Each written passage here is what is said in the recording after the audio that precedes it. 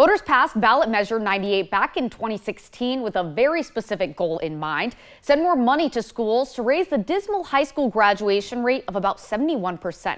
It's designed to send schools more money and prepare students for colleges or careers. Turns out it's doing pretty well, according to a new audit. The program is paid for with a tax on business sales above $1 million, and over the past 6 years, it's sent a total of $760 million to 230 school districts across the state.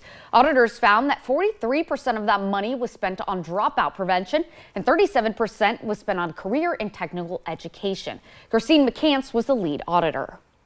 We did find that broadly it looks like the funds are being spent on the things that were intended by the voters.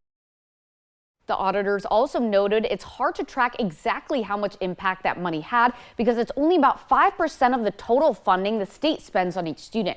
That looks like about $15,700 per student per year.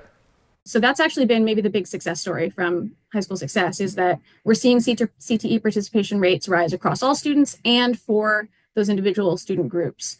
So that's really promising. Woodburn High School stood out when it comes to CTE participation. The number of students enrolled in technical education rose by 40%. Outcomes were a little bit harder, in part because the big outcomes are something that all the funding is going towards: improving graduation rates, dropout prevention, readiness for college and career. It's sort of the focus of maybe most education funding. There's a bit of good news in this audit. Graduation rates rose to 81%, but that's still among the lowest in the nation. However, an improvement nonetheless.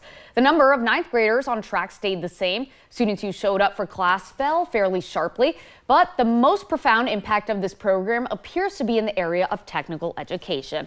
Those are the sort of classes where students can begin to learn a trade skill. Participation rose to 72%.